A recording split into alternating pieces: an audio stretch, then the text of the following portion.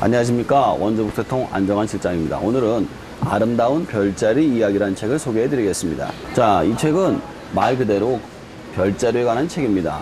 별자리 중에서는 특히 그리스 로마 신화에서 나온 것들이 많은데요. 그 중에서 특히 헤라클레스와 관련된 별자리가 많습니다. 헤라클레스에게 싸우다가 져가지고 된 사자자리라든가 뱀자리에 관한 이야기도 나오고요. 또 그리스 신들의 이야기도 나오고 있습니다. 또 한 가지 또 특이하게도 이집트에서 만들어진 머리카락 자리도 나오고 있으니까요. 한번 읽어보시면 재밌을 겁니다. 자, 우선 그러면 헤라클레스에 관한 별자리부터 소개를 해드릴게요. 모두 다 아시다시피 헤라클레스는 제우스 신이 인간 여자하고 바람을 펴가지고 낳은 자식입니다. 그래서 헤라가 굉장히 미워했죠. 그래서 헤라클레스 그 이름 자체도 헤라의 영광이란 뜻이에요. 그래서 헤라한테 어떤 아부를 목적으로 할 생각으로 이름을 지었는데, 헤라는 굉장히 헤라클레스를 싫어했어요. 그래서 헤라클레스를 미치게 해서 자신의 딸과 아내를 갖다 자기 손으로 죽이게끔 만듭니다.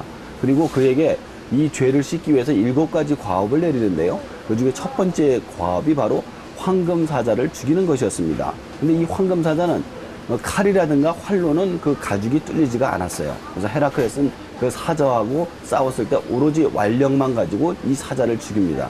그리고 이 사자의 가죽을 벗겨서 자신의 갑옷을 만들죠. 이것을 갖다가 불쌍하게 여긴 헤라는 이 사자를 하늘의 별자리로 만들게 됩니다. 자, 두 번째로 나온 것이 신들에 관한 이야기들이 나온 건데요.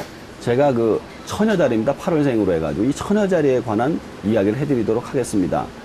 그 고대 그리스 로마 신화 때 땅의 신에게 페르세포네라는 그런 딸이 있었다고 합니다.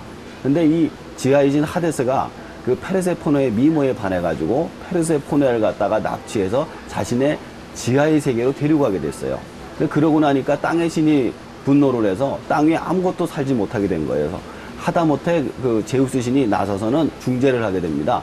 일단 데리고 나와라. 그래가지고 땅의 신에게 지하로 가서 하데스에게 내주도록 해주죠. 근데 하데스가 한 가지 꾀를 내요. 페르세포네에게 가는 길에 내가 너한테 과일을 3알을 줄 테니 그 과일을 먹고 가라 해서 과일을 3알을 먹고 나오게 됩니다. 그 얘기를 들은 땅의 신은 깜짝 놀랍니다. 지하세계의 음식을 먹은 사람은 반드시 지하세계로 돌아가야만 한다. 너는 과일 3알을 먹었으니 3개월을 지하세계에 살아야 되겠구나.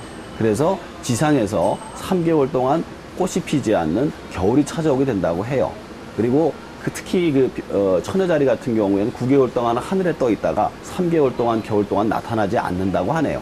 자, 세 번째로는 특이하게 이집트에서 나온 별자리 하나 소개해 드리겠습니다. 머리카락 자리라는 건데요.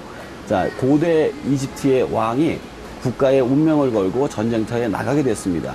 근데 그 전쟁터에 나가게 될 때 왕비가 왕의 건승을 기원하기 위해서 자신의 머리카락을 잘라서 신전에 바치게 되었죠.